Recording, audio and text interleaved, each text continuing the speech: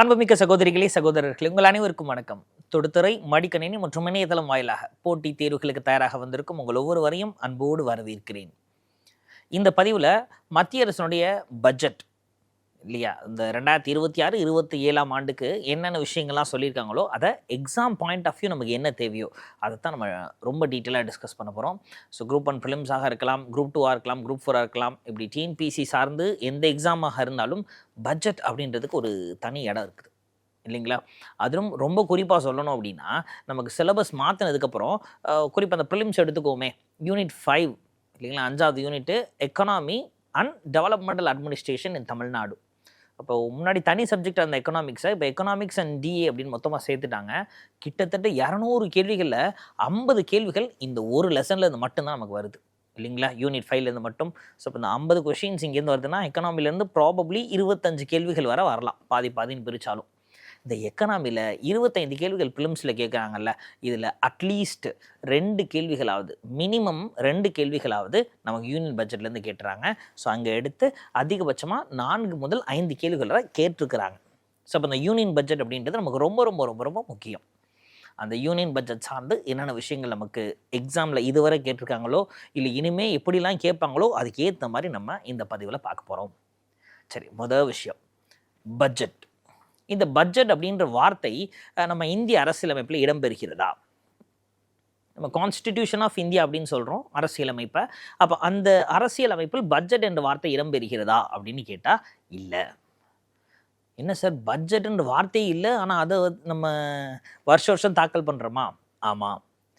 இந்திய அரசியலமைப்பின் அடிப்படையில் ஆர்டிகல் 112, இந்த ஆர்டிகல் 112 என்ன சொல்லுது அப்படின்னா, ஆனுவல் ஃபினான்ஷியல் ஸ்டேட்மெண்ட், அதாவது ஆண்டு நிதிநிலை அறிக்கை அப்படின்னு சொல்லுது. இந்த ஆர்டிக்கல் என்ன சொல்கிறாங்க அப்படின்னா, ஒரு லோக்சபா அப்படின்னா அந்த லோக்சபா வருடம் இந்த ஆண்டு நிதிநிலை அறிக்கை இதை அவங்க தாக்கல் பண்ணணும். யார் தாக்கல் பண்ணணும்? மத்திய நிதியமைச்சர் தான் தாக்கல் பண்ணணும். இந்த மத்திய நிதியமைச்சர் இந்த ஆண்டு நிதிநிலை அறிக்கையை சரியாக தாக்கல் பண்ணுறாங்களா அப்படின்றத மேற்பார்வையிடுவது யாருடைய வேலைன்னா பிரசிடெண்ட்டோட வேலை. சரிங்களா. அப்போ ஆர்டிகல் 112 தான் இந்த பட்ஜெட் பற்றி பேசுது. ஆனால் பட்ஜெட்டுன்ற வார்த்தை அரசியலமைப்பில் இல்லை. அப்போ அரசியலமைப்பில் எப்படி தான் சொல்லியிருக்கிறாங்களா, அதை ஆனுவல் ஃபினான்ஷியல் ஸ்டேட்மெண்ட், ஆண்டு நிதிநிலை அறிக்கை. நம்ம ஷார்ட்டாக சொல்கிறப்ப பட்ஜெட் அப்படின்னு சொல்கிறோம். பொதுவாகவே நம்ம தமிழ் சொசைட்டியில் படிச்சிருப்போம். 1916 ஆண்டு நவம்பர் 20 தென்னிந்திய நல உரிமை கழகம், அதாவது சவுத் இந்தியன் லிபரல் ஃபெடரேஷன் அப்படின்ற அமைப்பு உருவாக்கப்பட்டது அப்படின்னு சொல்கிறோம். ஆனால் எங்கேயாவது நம்ம அந்த பேரை பயன்படுத்துகிறோமா? எஸ்ஐஎல்எஃப் அப்படின்னு இல்லை, ஜஸ்டிஸ் பார்ட்டி அப்படின்னு சொல்கிறோம். அதே மாதிரி தான் ஆனுவல் ஃபினான்ஷியல் ஸ்டேட்மெண்ட்டாக இருந்தாலும் அதை நம்ம லேமன் டேர்மில் சொல்கிறதுக்காக பட்ஜெட் அப்படின்னு சொல்லிக்கிட்டு இருக்கோம்.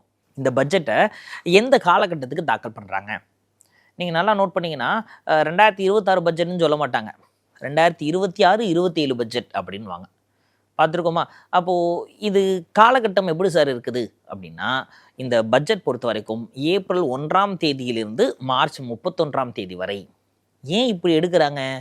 ஏப்ரல் 1 தான் ரிசர்வ் பேங்க் ஆஃப் இந்தியா 1935 உருவாக்கப்பட்டது. அதனால ரிசர்வ் பேங்க் உருவாக்கப்பட்ட நாள் அன்னைக்கு தான் வருடத்தினுடைய தொடக்கமாக. அப்போ ஏப்ரல் 1 மார்ச் 31 தான் ஒரு நிதி ஆண்டு அப்படின்னு சொல்கிறோம், ஃபிஸ்கல் இயர். அப்போ இந்த பட்ஜெட் நம்ம தாக்கல் பண்ணுறதும் ஏப்ரல் 1 முதல் மார்ச் 31 அந்த காலகட்டத்துக்கு தான் தாக்கல் பண்ணுறாங்க. நல்லா புரிஞ்சுக்கணும். அப்போது பிப்ரவரி 1 நிதியமைச்சர் பட்ஜெட்டை வாசிக்கிறாங்கன்னா அது எப்போக்குள்ள பட்ஜெட்டு? ஏப்ரல் 1 அடுத்த வருஷம் மார்ச் 31 வரை இருக்கக்கூடிய பட்ஜெட். அதனால தான் ஒவ்வொரு வருடமும் பட்ஜெட்டை சொல்கிறப்ப அந்த குறிப்பிட்ட வருஷத்தோட அடுத்த வருஷத்தை சேர்த்து சொல்கிறோம். சரி சார், இந்த பட்ஜெட்டை எப்படி சார் பிரிக்கலாம்? அப்போ உங்கள் கொடுக்கக்கூடிய பட்ஜெட்டை 2ஆக பிரிப்போம். ரெவன்யூ பட்ஜெட், இன்னொன்று கேபிட்டல் பட்ஜெட். அதனே ரெவன்யூ அண்ட் கேபிட்டல். அப்போ ரெவன்யூ அண்ட் கேபிட்டலை பேஸ் பண்ணி பட்ஜெட்டை 2ஆக பிரிச்சுக்க முடியும், ரெவன்யூ பட்ஜெட், கேபிட்டல் பட்ஜெட் அப்படின்னு சொல்லி. சரி சார், இது போக பட்ஜெட்டை பிரிக்க முடியுமா? நம்ம பொருளாதாரத்தில் படிச்சிருப்போம், பட்ஜெட்டை 3ஆக பிரிப்போம் நம்ம இல்லைங்களா. ஒன்று பேலன்ஸ்டு பட்ஜெட் அப்படின்னு சொல்லுவோம். அதனையா பேலன்ஸ்டு பட்ஜெட்டு. அப்போ பேலன்ஸ்டு பேர்லேயே லீட் எடுக்கணும். அப்போது வரவு செலவு இது ரெண்டுமே சரிசமமாக இருந்தால், அப்போ வரக்கூடிய ரிசிப்ட்ஸும் சரி, இங்கே நம்ம ஸ்பெண்ட் பண்ணக்கூடிய எக்ஸ்பெண்டிச்சரும் சரி, அப்போ ரிசிப்டும் எக்ஸ்பெண்டிச்சர் ரெண்டுமே ஈக்குவலாக இருந்ததுன்னா இது தான் பேலன்ஸ்டு பட்ஜெட் அப்படின்னு சொல்கிறோம்.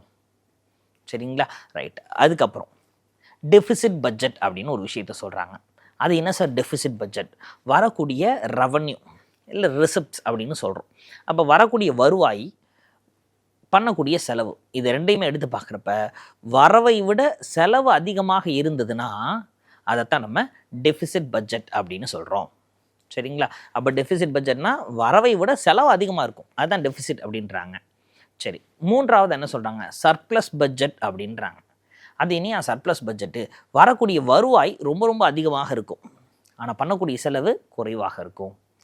அப்போ வர இன்கம் போக நம்ம செலவு பண்ணதுக்கு அப்புறமும் மீதம் அமௌண்ட் இருக்கும் இல்லையா நம்மள்கிட்ட, அதைத்தான் அவங்க என்ன சொல்கிறாங்கன்னா சர்ப்ளஸ் பட்ஜெட் அப்படின்னு சொல்கிறாங்க. சரி, இதெல்லாம் எக்கனாமியில் நம்ம பார்த்துருப்போம். அப்போது இந்தியாவில் பட்ஜெட் அப்படின்றத முதல்ல எப்போ தாக்கல் பண்ணியிருக்கிறாங்க? ஏன்னா நமக்கு நன்றாகவே தெரியும், 1947க்கு அப்புறம் தான் சுதந்திரம் பெறுறோம். அதுக்கு முன்னாடி பிரிட்டிஷ் தான் ரூல் பண்ணியிருக்காங்க. அப்படி பிரிட்டிஷ் பீரியடில் 1860 தான் முதல் முறையாக பட்ஜெட் அப்படின்றது தாக்கல் பண்ணப்படுது. இப்படி முதல் பட்ஜெட்டு தாக்கல் பண்ணது ஜேம்ஸ் வில்சன். ஜேம்ஸ் வில்சன் என்ன பண்ணுறாருன்னா 1857 ஒரு பெருங்கிளர்ச்சி நடக்குது. தி கிரேட் ரிவோல்ட் ஆஃப் 1857 அப்படின்னு சொல்கிறாங்க. இந்த பெருங்கிளர்ச்சினால் அரசாங்கத்துக்கு எக்கச்சக்கமான நஷ்டம் ஏற்படுது. அது சரி கட்டுறதுக்காக இந்த முதல் பட்ஜெட்லேயே அவர் இன்கம் டேக்ஸ் அப்படின்ற ஒரு வரியை அறிமுகப்படுத்துகிறாரு. அது என்ன சார் இன்கம் டேக்ஸ்? வருவாய் வரி இல்லை வருமான வரி அப்படின்னு சொல்கிறோம். அப்போ இந்தியாவில் இந்த வருமான வரியை முதல் அறிமுகப்படுத்தினது இந்த ஜேம்ஸ் வில்சன் அப்படின்ற இந்த நபர் தான். இவர் தான் 1860 முதல் பட்ஜெட்டை தாக்கல் பண்ணுறாரு. சரி சார், சுதந்திரம் வாங்கிட்டோம்ல? ஆமாம், 1947 வாங்கிட்டோமே.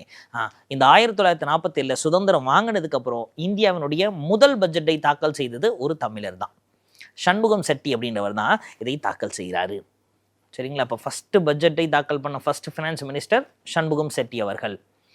சரி சார், ஸோ இதற்கு அப்புறம் ஒட்டுமொத்தமாக இந்தியா சுதந்திரம் அடைந்ததுக்கப்புறம் ஒட்டுமொத்த இந்தியாவிற்கான பட்ஜெட் முதல்ல எந்த ஆண்டு தாக்கல் பண்ணப்படுது? 1949, 1950. ஸோ இப்போ 1949 தாக்கல் பண்ணுறது தான் நம்ம first budget of unified India, ஒருங்கிணைக்கப்பட்ட இந்தியாவின் முதல் பட்ஜெட் அப்படின்னு சொல்கிறோம். சரி சார், இந்த பட்ஜெட் பற்றி வேற என்ன தெரியணும்? அப்போ இதற்கு முன்பாக குறிப்பாக சொல்லணும்னா 2017 வருஷம் இந்த பட்ஜெட்டில் ரொம்ப ரொம்ப முக்கியத்துவம் வாய்ந்த வருடம். காரணம் என்னென்னா 2017 வருடத்துக்கு முன்பாக பிப்ரவரி கடைசியில் தான் பட்ஜெட் தாக்கல் பண்ண ஆரம்பிப்பாங்க. கரெக்டாக பிப்ரவரியே கடைசி நாள். சரிங்களா? அப்போ தான் பட்ஜெட் தாக்கல் பண்ண ஆரம்பிப்பாங்க. அப்போ பட்ஜெட் தாக்கல் பண்ணுறதுக்காகவே ஒரு கூட்டத்தொடர் உருவாகும். அதுதான் பட்ஜெட் கூட்டத்தொடர் அப்படின்னு சொல்லுவோம். பட்ஜெட் செஷன், பார்லமெண்ட்டுடைய முதல் கூட்டத்தொடரே அதுதான் இல்லைங்களா? பட்ஜெட் கூட்டத்தொடர்.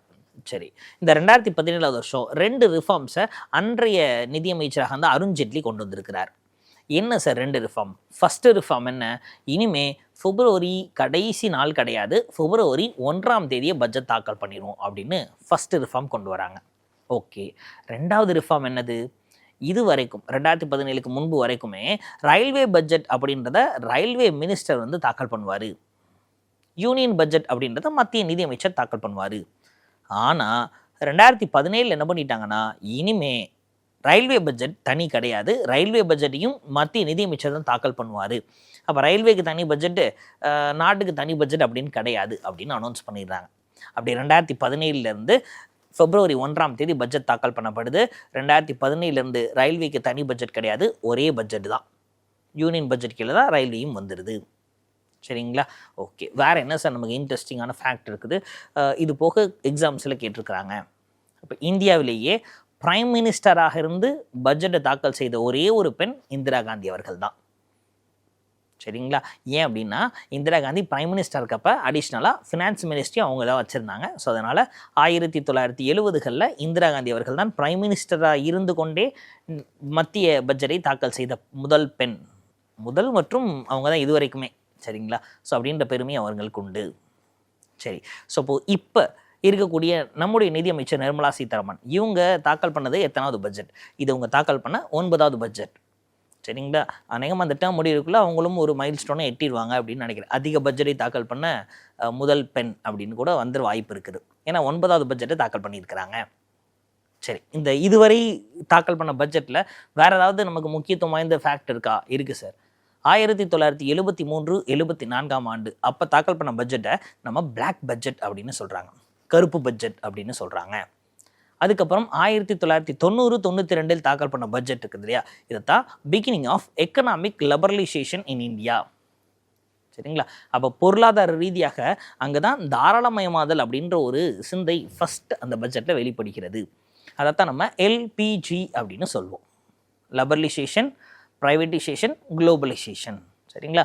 தாராளமயமாதல், தனியார் மயமாதல், உலகமயமாதல் அப்படின்றத 1991 பட்ஜெட்டில் நம்ம தாக்கல் பண்ணியிருப்போம். அடுத்ததாக ட்ரீம் பட்ஜெட், கனவு பட்ஜெட் அப்படின்னு 1997-98 தாக்கல் பண்ண பட்ஜெட்டை சொல்கிறாங்க. ஏன் அப்படின்னா அங்கே தான் டேக்ஸில் நிறையா ரிஃபார்ம்ஸ் கொண்டு வந்தாங்க. இப்போ 97 வருஷம் பட்ஜெட் இருக்கு இல்லையா, எக்கச்சக்க டேக்ஸ் ரிஃபார்ம்ஸ் கொண்டு வந்தாங்க. அதனால் அதை தான் ட்ரீம் பட்ஜெட் அப்படின்னு சொல்கிறாங்க. அதுக்கப்புறம் 2000ஆம் வருடம் 2000ல் தாக்கல் பண்ண பட்ஜெட்டை மில்லனியம் பட்ஜெட் அப்படின்னு சொல்கிறாங்க. சரிங்களா? ஏன்னா அங்கே டெக்னாலஜிக்கு ரொம்ப முக்கியத்துவம் கொடுத்த மாதிரி அந்த பட்ஜெட்டில் சொல்லியிருந்தாங்க. அதனால தான் மில்லனியம் பட்ஜெட் அப்படின்னு சொல்கிறாங்க. சரி, அப்போ அந்த பட்ஜெட் சார்ந்து இதெல்லாமே கண்டிப்பாக நமக்கு தெரிந்திருக்க வேண்டிய விஷயங்கள். சரிங்களா? இதெல்லாம் ஒரு சில கேள்விகள் பிவிக்கில் ஆல்ரெடி கேட்டிருக்கிறாங்க. சரி, பாராளுமன்ற கூட்டத்தொடர்கள் இருக்குது இல்லையா, இது எத்தனை கூட்டத்தொடர் இருக்குது? கிட்டத்தட்ட பாராளுமன்றம் வருஷத்துக்கு 3 முறை கூட வேண்டும். அதில் வருடத்தின் முதல் முறை அவங்க கூட்டுறதே பட்ஜெட் கூட்டத்தொடர் தான். சரிங்களா? ஸோ அதுக்கப்புறம் பார்த்தீங்க அப்படின்னா மான்சூன் செஷன் அப்படின்னு சொல்கிறோம், மழைக்கால கூட்டத்தொடர். கடைசியாக வரக்கூடியது வின்டர் செஷன், அதை குளிர்கால கூட்டத்தொடர் அப்படின்னு சொல்கிறோம். இதில் அப்போது வருஷத்துக்கு 3 தடவை கூடுறாங்க இல்லையா, அப்போ 3 கூட்டத்தொடரில் பாராளுமன்றம் கூடுகிறது. பட்ஜெட் கூட்டத்தொடர், மழைக்கால கூட்டத்தொடர், அதுக்கப்புறம் குளிர்கால கூட்டத்தொடர் அப்படின்னு. இது 3லேயே எது ரொம்பவே லென்த்து, ரொம்ப அதிகமான கூட்டத்தொடராக இருக்கும் அப்படின்னா பட்ஜெட் கூட்டத்தொடர் தான். சரிங்களா? இதுதான் ரொம்ப ரொம்ப அதிகமாக இருக்கும். கிட்டத்தட்ட பிப்ரவரி, மார்ச், ஏப்ரல், மே வரைக்கும் கூட சம்டைம்ஸ் நடந்திருக்குது. சரிங்களா? ஸோ அப்போ இதெல்லாம் கூட பாலிட்டி ரிலேட்டடாக நமக்கு தெரிஞ்சிருக்க வேண்டியது. அது எக்கனாமி, பாலிட்டி ரெண்டுமே இன்டர்ரிலேட்டடு தான். ஸோ இப்போது பட்ஜெட் ரிலேட்டடாக அதெல்லாம் பேசிக்காக நமக்கு தெரிஞ்சிருக்க வேண்டிய டீட்டெயில்ஸ். சரி, இந்த பட்ஜெட் சார்ந்து ஏதாவது பாலிட்டியில் ஆர்டிகல்ஸ் நமக்கு முக்கியமாக இருக்கா? இருக்குது. அதெல்லாம் என்னென்ன அப்படின்றதையும் பார்க்க போகிறோம். சரி, இந்த பட்ஜெட் அப்படின்றத கான்ஸ்டிடியூஷனில் மென்ஷன் பண்ணல அப்படின்னு சொல்லியிருந்தோம். ஆனுவல் ஃபினான்ஷியல் ஸ்டேட்மெண்ட், ஆண்டு நிதிநிலை அறிக்கை அப்படி தான் சொல்கிறோம். இது எங்கே தான் சார் இடம்பெறுகிறது? ஆர்டிகிள் 112 ஆண்டு நிதிநிலை அறிக்கை அப்படின்ற வார்த்தை இடம்பெறுகிறது. அதுதான் நம்ம பட்ஜெட் அப்படின்னு சொல்கிறோம். ஸோ இது சார்ந்து வேறு என்னென்ன ஆர்டிகல்ஸ் நமக்கு தெரியணும்? முதல் விஷயம் ஆர்டிகிள் 110.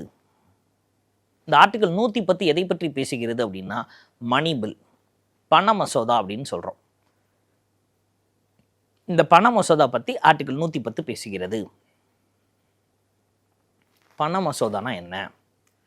அது ஒரு மசோதா சாதாரண மசோதாவா இல்லை பண மசோதாவா அப்படிங்கிறத அந்த ஸ்பீக்கர் தான் முடிவு பண்ணுறார். ஒருவேளை அந்த ஸ்பீக்கர் பார்த்துட்டு இது பண மசோதா அப்படின்னு முடிவு பண்ணிட்டாருன்னா இந்த பண மசோதா அப்படிங்கிறப்ப லோக்சபா ராஜ்யசபாவை விட ரொம்ப பவர்ஃபுல்லாக இருக்கும். அப்போ லோக்சபா ஓகேன்னு சொல்லிட்டாலே போதும், ராஜ்யசபா அந்த பண மசோதாவை அவங்க விமர்சனம் பண்ணிக்கலாம், சேஞ்ச் பண்ணுங்கன்னு சொல்லவே முடியாது.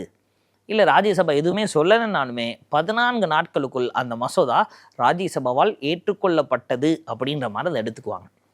இந்த பண மசோதாவில் லோக்சபாவுக்கு தான் பவர் அதிகம், ராஜ்யசபாவுக்கு பவரே கிடையாது. சரிங்களா? 14 நாட்களுக்குள் ராஜ்யசபா கண்டிப்பாக ஓகேன்னு சொல்லிடணும். அப்படி அவங்க ஓகேன்னு சொல்லலையா, மௌனம் சம்மதத்திற்கு அறிகுறின்ற மாதிரி ஏன் எடுத்துக்குவாங்க. ஓகே சொல்லிட்டாங்கப்பா, 14 நாளில் முடிஞ்சிருச்சு. சரிங்களா? ஸோ இந்த பண மசோதா படி பேசக்கூடியது ஆர்டிகல் 110. அடுத்ததா ஆர்டிகல் 113. இந்த ஆர்டிகல் 113 எதை பற்றி பேசுது அப்படின்னா இந்த பட்ஜெட்டில் என்னென்ன ப்ரொசீஜர் மூலமாக எஸ்டிமேட்ஸ் வாங்குறது. அப்போ நிறைய டிபார்ட்மெண்ட்டில் எஸ்டிமேட்ஸ் வாங்கணும் இல்லையா, இப்படி எப்படி மற்ற டிபார்ட்மெண்ட்டில் எஸ்டிமேட்ஸ் வாங்குறது அப்படின்றத பற்றி ஆர்டிகல் 113 பேசுகிறது. அடுத்த ஆர்டிகல் 114 இது என்ன பண்ணுது? Appropriation bills. இந்த அப்ராப்ரியேஷன் பில்ஸ் இந்த மசோதாக்கள் எல்லாமே ஆர்டிகல் 114 பேசுகிறது. அடுத்ததா ஆர்டிகல் 115 இது என்ன பண்ணுது? Supplementary grants. அப்போ அரசாங்கம் கொடுக்கக்கூடிய மானியங்கள் இருக்குது இல்லையா, இந்த மானியங்கள் பற்றி ஆர்டிகல் 115 பேசுகிறது. அடுத்ததா ஆர்டிகல் 116 இது ஓட் ஆன் அக்கௌண்ட். சரிங்களா? ஸோ அப்போ பல்வேறு தேவைகளுக்காக கொடுக்கக்கூடிய நிதியை ஆர்டிகல் 116 பேசுகிறது. ஆர்டிகல் 117 இதை ஃபினான்ஷியல் பில், அதாவது நிதி மசோதா அப்படின்னு சொல்கிறோம். அப்போ இந்த குழப்பம் எல்லாருக்குமே இருக்கும். ஆர்டிகல் 117 நிதி மசோதா, ஆர்டிகல் 110 பண மசோதா. சரிங்களா? எஸ், அப்போது எல்லா பண மசோதாவும் நிதி மசோதா கிடையாது, ஆனால் எல்லா நிதி மசோதாவும் பண மசோதா தான் அப்படின்றத நம்ம தெரிஞ்சுக்கணும். ஸோ இப்போது ஆர்டிகல் 110 ஆரம்பித்து 117 வரை இருக்கக்கூடிய பட்ஜெட் சார்ந்து இருக்கக்கூடிய அந்த ஆர்டிகல்ஸ் எல்லாமே நமக்கு பேசிக்காக தெரிஞ்சிருக்கணும். மேபி நம்ம டிஎன்பிசியை ப்ரிடிக்டே பண்ண முடியாது இல்லைங்களா. நம்ம பட்ஜெட் சார்ந்த நிறைய விஷயங்கள் படிச்சுட்டு போயிருப்போம். அவங்க சிம்பிளாக ஆர்டிக்கலை பேஸ் பண்ணி பாலிட்டியில் கேட்டாங்கன்னா நமக்கு கஷ்டமாக போயிடும். ஸோ அதனால் பட்ஜெட் சார்ந்த எல்லா டீட்டெயில்ஸும் நம்ம படிச்சுக்கணும். வேறு என்ன சார் பட்ஜெட் தொடர்புடைய மற்ற ஆர்டிகல்ஸ்? ஆர்டிகல் 265. இந்த ஆர்டிகல் 265 என்ன பண்ணுதுன்னா, taxes under the authority of law. அப்போது மத்திய அரசாங்கம் சட்டத்தின் அடிப்படையில் போடக்கூடிய வரியை பற்றி ஆர்டிகல் 265 பேசுகிறது. அதுக்கப்புறம் ஆர்டிகல் 266 1. இந்த ஆர்டிகல் 266 2 விஷயங்களை பேசுது. ஒன்று, கன்சாலிடேட்டட் ஃபண்ட் ஆஃப் இந்தியா, மத்திய அரசினுடைய தொகுப்பு நிதி அப்படின்னு சொல்கிறாங்க. சரிங்களா. அப்போ 266 2 விஷயங்கள் பேசுகிறோம். 266 1 இந்த கன்சாலிடேட்டட் ஃபண்ட் ஆஃப் இந்தியா, மத்திய அரசினுடைய தொகுப்பு நிதியை பற்றி பேசுகிறது. இப்போ 266 2. அப்போ ரெண்டாவது விஷயம் என்னன்னா, பப்ளிக் அக்கௌண்ட் ஆஃப் இந்தியா, மத்திய அரசினுடைய பொது நிதி அப்படின்னு சொல்கிறோம். ஸோ இப்போ இந்த 2 விஷயங்களுக்கு என்ன சார் டிஃப்ரென்ஸு? அந்த கன்சாலிடேட்டட் ஃபண்ட் ஆஃப் இந்தியா அப்படின்னு சொல்கிறோம் இல்லைங்களா. இந்த கன்சாலிடேட்டட் ஃபண்ட் ஆஃப் இந்தியா அப்படின்றதான் இந்திய அரசாங்கம் மக்கள்கிட்ட வாங்கக்கூடிய வரியிலிருந்து மற்ற எல்லா விஷயங்களும் உள்ளடக்கியது. அப்போ மக்கள்கிட்ட வாங்கக்கூடிய வரி, மற்ற இதர வருவாய் எல்லாமே அந்த கன்சாலிடேட்டட் ஃபண்டில் தான் இருக்கும். இந்த கன்சாலிடேட்டட் ஃபண்டில் இருந்து தான் அரசு ஊழியர்கள் இருக்கக்கூடிய, அரசாங்கத்தின் உயர்நிலையில் இருக்கக்கூடிய பிரதம அமைச்சர் மற்ற அமைச்சர்கள் மற்ற எல்லாருக்குமே சம்பளம் போகும். பப்ளிக் அக்கௌண்ட் ஆஃப் இந்தியான்னு சொன்னீங்கல்ல சார். ஆமாப்பா, ஆர்டிகல் 266 2வது பார்ட் அதை பற்றி பேசுது. அந்த பப்ளிக் அக்கௌண்ட்னா என்னது? எந்தெந்த நிதியெல்லாம் கன்சாலிடேட்டட் ஃபண்ட் ஆஃப் இந்தியா, மத்திய அரசினுடைய தொகுப்பு நிதியில் இல்லாததோ அது எல்லாமே பப்ளிக் அக்கௌண்ட்டில். அப்போ மத்திய அரசுக்கு வரி வருவாயின்னு சொன்னோம் இல்லைங்களா, டேக்ஸ் ரெவன்யூ. அது இல்லாமல் நான் டேக்ஸ் ரெவன்யூ. அப்போ மத்திய அரசாங்கம் நிறையா நிறுவனங்கள் நடத்துகிறாங்க. அப்போ அதில் இருக்கக்கூடிய லாபங்கள்லாம் வருதில்ல, அதெல்லாம் இந்த பப்ளிக் அக்கௌண்ட்டில் வரும். சரிங்களா. இப்போ டிஃப்ரென்ஸ் புரிஞ்சிருக்கும் அப்படின்னு நினைக்கிறேன். அடுத்ததாக ஆர்டிகல் 267, இதை கான்டிஜென்சி ஃபண்ட் ஆஃப் இந்தியா அப்படின்னு சொல்கிறாங்க. அது என்னையா கான்டிஜென்சி ஃபண்டு? மத்திய அரசினுடைய அவசர கால நிதி. என்ன சார் இது? Already 266 consolidated fund of India அப்படின்னு சொன்னீங்க. ஆமாம். 267 கான்டிஜென்சி ஃபண்ட் ஆஃப் இந்தியா அப்படின்னு சொல்கிறீங்க. ஆமாம். ரெண்டுமே ஒன்றா வேற வேறையா? ரெண்டுமே ஒன்றா இருந்தால் அப்புறம் எதுக்கு தனித்தனியாக 2 ஆர்டிகல் எழுதியிருக்க போகிறாங்க? அப்போ ரெண்டுமே வேறு வேறு. சரி, கான்டிஜென்சி ஃபண்டுக்கும், அதாவது இந்த அவசர கால நிதிக்கும் இந்த பக்கம் இருக்கக்கூடிய இந்த கன்சாலிடேட்டட் ஃபண்ட் தொகுப்பு நிதிக்கும் என்ன டிஃப்ரென்ஸ்? இந்த தொகுப்பு நிதி அப்படின்றது பாராளுமன்றத்தின் கட்டுப்பாட்டில் இருக்கும். இப்போ பாராளுமன்றம் நினச்சதுன்னா தொகுப்பு நிதியிலேருந்து காசை எடுத்து செலவு பண்ணிக்கலாம். கான்டிஜென்சி ஃபண்ட் அப்படின்றது, அதாவது அவசர கால நிதி அப்படின்றது குடியரசுத் தலைவரின் கட்டுப்பாட்டில் இருக்கும். அப்போ குடியரசுத் தலைவர்கிட்ட ஒப்புதல் வாங்கி அவர் ஓகேன்னு சொன்னால் தான் அதில் இருக்கக்கூடிய காசை எடுத்து செலவு பண்ண முடியும். சரி, எதுக்காக இந்த கான்டிஜென்சி ஃபண்டுன்றதை உருவாக்கியிருக்கிறாங்க? கிட்டத்தட்ட ஒரு 500 கோடி ரூபாய் அதில் இருக்கும். அதாவது நம்ம தான் ஆல்ரெடி பார்த்துருந்தோமே, கன்சாலிடேட்டட் ஃபண்ட்னா பாராளுமன்றம் நினச்சதுன்னா அது பாராளுமன்றம் ஒப்புதல் வாங்கி அந்த காசை எடுத்து செலவு பண்ணிக்கலாம் அப்படின்னு சொன்னோம். அந்த பாராளுமன்றம் பார்த்திங்கன்னா வருடத்திற்கு ஒரு 4 மாதங்கள் கூடாது. மொத்தம் 12 மாதம்ல அதில் ஒரு 4 மாதங்கள் பார்லிமெண்ட் இருக்காது. சரிங்களா, கூடாது. அப்போ அந்த 4 மாதங்களுக்குள் கண்டினியூஸாக 4 மாதங்கள் வராது, கேப் விட்டு வரும். அதாவது இந்த பட்ஜெட் செஷன் பார்த்திங்கன்னா பிப்ரவரி, மார்ச், ஏப்ரல் இந்த ஃபுல்லாக நடந்திருக்கும். சரிங்களா, சம்டைம்ஸ் மே வரைக்கும் நடக்கும். ஜூன் மாதம் வந்து லீவ். அடுத்து ஜூலை, ஆகஸ்ட், செப்டம்பர் அந்த 3 மாதம் மான்சூன் கூட்டத்தொடர் நடக்கும். செப்டம்பர் முடிச்சுட்டு அக்டோபர் லீவ். சரிங்களா. ஸோ அடுத்து நவம்பர், டிசம்பரில் குளிர்கால கூட்டத்தொடர் நடக்கும். அதுக்கப்புறம் ஜனவரி லீவ். ஸோ இப்போது கிட்டத்தட்ட இந்த 3 மாதங்கள் வந்துடுது இல்லைங்களா. எஸ். ஸோ இப்போ இதெல்லாம் பாராளுமன்றம் கூடாத மாதங்கள். குறிப்பாக சொல்லணும்னா அந்த ஜூன் மாதம், அக்டோபர் மாதம், ஜனவரி மாதம். அப்போ இந்த மாதங்களில் திடீர்னு ஏதாவது இயற்கை பேரிடரோ இல்லை வேறு ஏதாவது அவசர காலம் அப்படின்னா எமர்ஜென்சி தான், இயற்கை பேரிடர் மாதிரியோ சுனாமி மாதிரியோ நிலநடுக்கம் இந்த மாதிரிலாம் வந்துருச்சுன்னா அவங்கள மிட்டிகேட் பண்ணி அங்கே மறுகட்டமைப்பை உருவாக்கணும் இல்லைங்களா. ஃபஸ்ட்டு இருக்க டிசாஸ்டர்லேருந்து மக்களை காப்பாற்றினவங்களுக்கு நம்ம முதலுதவி மற்ற எல்லாமே செய்யணும்ல, அதுக்கு செலவாகும்ல. அப்போ பார்லிமெண்ட் அதுக்குன்னு கூட முடியாது இல்லைங்களா. அப்போது அந்த மாதிரி நேரத்தில் தான் இந்த குடியரசுத் தலைவருடைய அவசர கால நிதி எடுத்து பயன்படுத்திக்குவாங்க. சரிங்களா. ஸோ இப்போது ஆர்டிகல்ஸ் உட்பட நம்ம பட்ஜெட்டுக்கு தேவைப்படுற எல்லா விஷயத்தையும் இங்கே எடுத்து பார்த்தாச்சு. அப்போ இந்த வருஷம் நமக்கு 2026-27 தாக்கல் செய்த பட்ஜெட் அதனுடைய நோக்கம் என்ன? ஸோ அதான் நம்ம பார்த்துக்கணும் இந்த பட்ஜெட்லேருந்து. ஏன்னா இதுவரை நம்ம பார்த்தது ஸ்டாட்டிக்கான டேட்டா. அப்போ இந்த பட்ஜெட்லேருந்து ஸ்பெசிஃபிக்காக நமக்கு என்னென்ன டேட்டாஸ் இருக்குது அப்படின்றத பார்க்க போகிறோம்.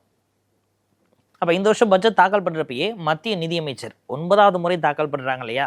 ஸோ இந்த முறை அவங்க ஒரு வார்த்தையை புதுசாக யூஸ் பண்ணுறாங்க. ஒரு சமஸ்கிருத சொல் என்ன அப்படின்னா கர்த்தவ்யாஸ் அப்படின்றாங்க. அப்போ என்னையா அது கர்த்தவ்யா அப்படின்னா கடமை அப்படின்னு அர்த்தம். அப்போ 3 முக்கிய கடமைகளை அடிப்படையாக வச்சு தான் இந்த பட்ஜெட் மேக் பண்ணியிருக்கேன் அப்படின்னு சொல்கிறாங்க.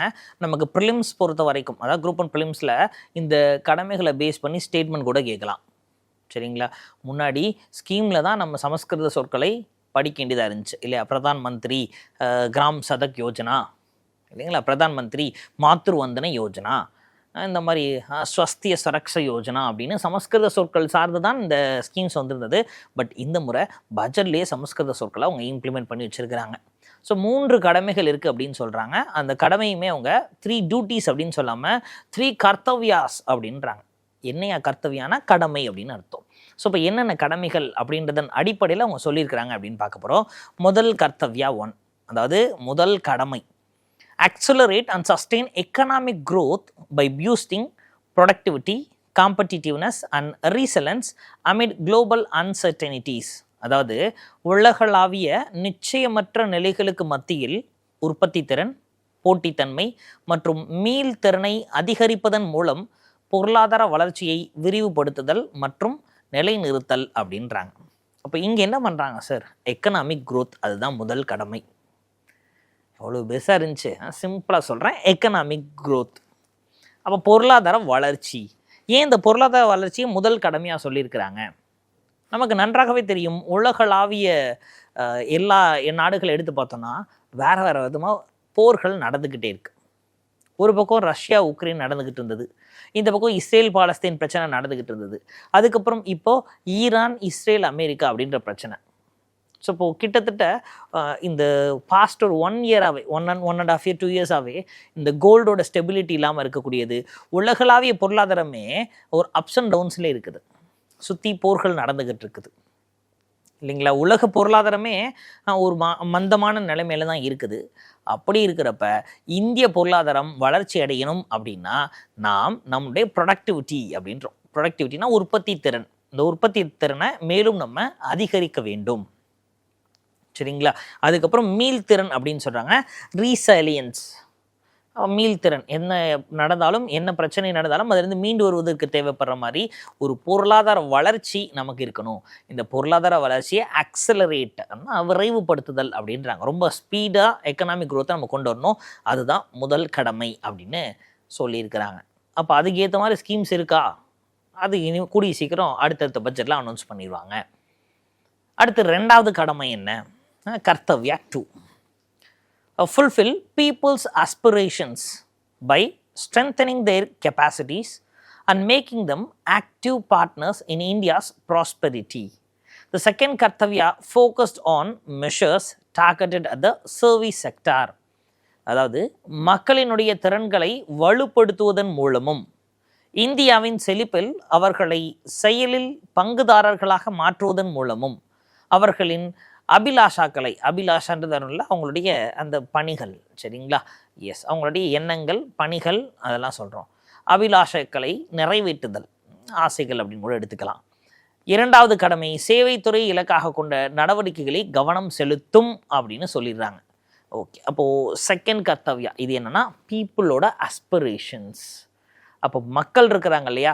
இந்த மக்கள் அவங்களுக்கான ஒரு சில தேவைகள் இருக்கும், அவங்களுக்கான ஒரு ஃபுல்ஃபில்மெண்ட்ஸ் வேணும். எனக்கு இதில் வேணும், அதில் வேணும், இன்ஃப்ராஸ்ட்ரக்சர் டெவலப்மெண்ட் இருக்கணும், நாட்டில் கரப்ஷன் குறையணும், இந்த மாதிரி பல்வேறு விஷயங்கள் மக்களினுடைய தேவைகள், அடிப்படை தேவைகள் தாண்டி மக்களுடைய பொருளாதார தேவைகள் இருக்குது இல்லையா? இந்த பொருளாதார தேவைகளை பூர்த்தி பண்ணுற மாதிரி ஒரு பட்ஜெட்டு தாக்கல் பண்ணணும் தான் 2வது கடமையாக சொல்லியிருக்கிறாங்க.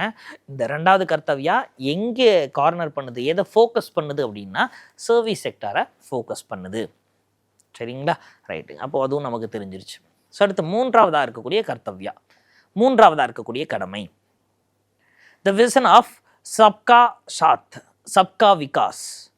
சப்கா saath sabka vikas seeks to ensure inclusive access to resources, amenities and opportunities. அதாவது அனைவருடனும் அனைவருக்கும் வளர்ச்சி அப்படின்ற தொலைநோக்கு பார்வை, வளங்கள், வசதிகள் மற்றும் வாய்ப்புகளுக்கான அனைவரையும் உள்ளடக்கிய அணுகலை உறுதி செய்வதை இது நோக்கமாக கொண்டுள்ளது. அப்போ மூன்றாம் கடமை என்னன்னு தெரிஞ்சிருச்சு. அனைவருடனும் அப்படின்னா எல்லாருக்குமே தேவைப்படுற மாதிரி இருக்கக்கூடிய வளர்ச்சி. அப்போ எல்லாருக்குமே இந்த சென்ஸ் அப்போது சோஷியல் இன்ஃப்ராஸ்ட்ரக்சரை நம்ம இன்னும் ஸ்ட்ரென்தன் பண்ணணும் அப்படின்றாங்க. அப்போ இன்றைக்கும் இந்த ஏற்றத்தாழ்வுகள் அப்படின்றது இருக்குது இல்லைங்களா? எஸ், வேறு நீங்கள் கம்யூனலாவோ ரிலீஜியஸோ வேணாம், அது இருக்குது, ஒத்துக்கிட்டு தான் ஆகணும். ஜெண்டர் பயாஸ்டே இருக்குது இல்லைங்களா? அப்போது ஜெண்டர் பயாஸ்டே நமக்கு ஜெண்டர் கேப் இண்டெக்ஸ் அப்படின்றத எடுத்து பார்த்தோம்னா இந்தியாவில் ரொம்ப அதிகமாக இருக்குது. ஆண் பெண் இன்னும் சமமாக மதிக்கப்படவே இல்லை. ஸோ இப்போ இங்கே மூன்றாம் கடமை என்ன சொல்கிறாங்க? ஒட்டு மொத்தமாக இருக்கக்கூடிய எல்லாரையும் உள்ளடக்கிய வளர்ச்சியாக இருக்கும் அப்படின்னு சொல்கிறாங்க. அப்போ இந்த 3 கடமைகளின் அடிப்படையில் தான் இந்த பட்ஜெட் நான் தாக்கல் பண்ணுறேன் அப்படின்னு சொல்லி தாக்கல் பண்ணியிருக்கிறாங்க. ஆனால் அந்த 3 கடமைகளை இவங்க இந்த பட்ஜெட்டில் ஃபுல்ஃபில் பண்ணியிருக்காங்களா என்ன அப்படின்றத நாம் பொறுத்திருந்து ஒவ்வொரு செக்டாருக்கு என்னென்ன பண்ணியிருக்கிறாங்க அப்படின்றத பார்க்க போகிறோம். சரி, எக்ஸாம் பாயிண்ட் ஆஃப் வியூ நம்ம பார்ப்போமே. அப்போ எக்ஸாம் பாயிண்ட் ஆஃப் வியூ நம்ம பார்த்தோம்னா 3 கடமைகள் அப்படின்னு சொல்கிறாங்கல்ல. அப்போ முதல் கடமை என்ன? Economic growth. ஞாபகம் வச்சுக்க போகிறோம். அக்சலரேட் தி எக்கனாமிக் க்ரோத், அவ்வளோதான், அதான் கீவேர்டு. சரிங்களா? பொருளாதார வளர்ச்சியை நம்ம விரைவுபடுத்துதல், அதான் முதல் கடமை. 2வது கடமை, சரிங்களா? ஸோ அங்கே என்ன சொல்கிறாங்க? Fulfil peoples aspirations. அப்போது மக்களினுடைய ஃபுல்ஃபில்மெண்ட்ஸ் இல்லையா, மக்களுக்கு தேவைப்படக்கூடிய அந்த மக்களின் விருப்பங்களை நம்ம நிறைவேற்றுதல் அப்படின்னு எடுத்துக்கலாம். அப்போ 2ஆம் கடமை மக்களின் விருப்பங்களை நிறைவேற்றுதல், ஃபுல்ஃபில் பீப்புள்ஸ் அஸ்பிரேஷன்ஸ். 3வது கடமையாக அவங்க சொல்லக்கூடிய சப்கா சாத் சப்கா விகாஸ். சரிங்களா? அனைவருடனும் அனைவருக்குமான வளர்ச்சி, இன்க்ளூசிவ் க்ரோத். அப்போது இன்க்ளூசிவ் க்ரோத்னா எல்லோரையும் உள்ளடக்கிய ஒரு வளர்ச்சி அப்படின்னு எடுத்துக்க போகிறோம். ஸோ அப்போ இது 3 கடமைகளையும் கண்டிப்பாக நமக்கு தெரிஞ்சுக்கணும். எக்ஸாம் பாயிண்ட் ஆஃப் வியூவில் இந்த 3 கடமைகளையுமே ரொம்ப ட்விஸ்ட் பண்ணி கேட்கணும்னா கடமை 1 2 3 இந்த பக்கம் 3 விஷயங்களை கொடுத்து மேட்ச் பண்ண சொல்லலாம். இல்லை ஸ்டேட்மெண்ட் பேஸ்டு கொடுத்து இந்த 3 கடமைகள் சரியாக கொடுத்துருக்காங்களா அப்படின்னு நம்மளால் டெஸ்ட் பண்ண சொல்லலாம். அப்போ இந்த 3 கடமைகள் ஆர்டராக பார்த்துக்கிறது நமக்கு சேஃப். இது போக ஒரு சில கேள்விகள் சமஸ்கிருத சொற்கள் சார்ந்து கேட்குறாங்க இல்லைங்களா? ஸோ அப்போ அதனால் சப்கா சாத் சப்கா விகாஸ் அப்படின்றது எதோடு தொடர்புடையது? அப்போ பட்ஜெட்டில் அவங்க குறிப்பிட்ட 3வது கர்த்தவ்யாவோடு தொடர்புடையது. அந்த சப்கா சாத் சப்கா விகாஸ் அப்படின்றது அனைவருடனும் அனைவருக்குமான வளர்ச்சி, இன்க்ளூசிவ் க்ரோத் அப்படின்றத குறிப்பிடுது அப்படின்றத தெரிஞ்சுக்கணும். சரி சார், அப்போ பட்ஜெட் பொறுத்த வரைக்கும் நாம் பட்ஜெட் தான் என்ன அப்படின்றத பார்த்துருக்குறோம். இந்த பட்ஜெட்டுடைய இன்ட்ரெஸ்டிங் ஃபேக்ட், பட்ஜெட் சார்ந்து இருக்கக்கூடிய ஸ்டாட்டிக்கான டேட்டாஸ் என்னென்ன அப்படின்றத பார்த்துருந்தோம். அடுத்ததாக பாலிட்டி, இந்திய அரசியல் அமைப்பில் இந்த பட்ஜெட் சார்ந்து என்னென்ன விஷயங்கள்லாம் நமக்கு தெரிஞ்சுக்கணும். ஆர்டிகிள் 110 ஆரம்பித்து 112, 13, 14, 15, 16, 17 ஃபினான்ஸ் பில் வரைக்குமே, நிதி மசோதா வரைக்குமே நம்ம பார்த்துருந்தோம். அதுக்கப்புறம் இருக்கக்கூடிய நிதி சார்ந்து இருக்கக்கூடிய 265, 66, 67 இந்த 3 சாரத்தையும் நம்ம பார்த்துருந்தோம் இல்லைங்களா? அது 3ல் இந்த கன்சாலிடேட்டட் ஃபண்ட் ஆஃப் இந்தியா, இந்திய அரசினுடைய தொகுப்பு நிதி, பப்ளிக் அக்கௌண்ட் ஆஃப் இந்தியா, இந்திய அரசின் பொது நிதி, அதுக்கப்புறம் கான்டிஜென்சி ஃபண்ட் ஆஃப் இந்தியா, இந்திய அரசினுடைய அவசர கால நிதி. இது 3மே நமக்கு முக்கியம். இது எல்லாத்தையுமே இந்த பதிவில் நம்ம சூப்பராக பார்த்துட்டோம். சரி, ஸோ அடுத்தடுத்த பதிவுகளை இந்த பட்ஜெட் சார்ந்து என்னென்ன விஷயங்கள் நமக்கு தேவை அப்படின்றத நாம் பார்க்கலாம். எக்ஸாமுக்கு தேவைப்படுற மாதிரி தான் பார்க்க போகிறோம். ஸோ எல்லா டேட்டாஸுமே நமக்கு ரொம்ப ரொம்ப முக்கியம். தொடர்ந்து இணைந்திருங்கள், விதைத்து கொண்டே இருங்கள். முளைத்தால் மரம், இல்லையில் உரம் அப்படின்றத மைண்டில் ஏற்றிக்கங்க. விடாமுயற்சி என்றும் வெற்றியை தரும். நன்றி.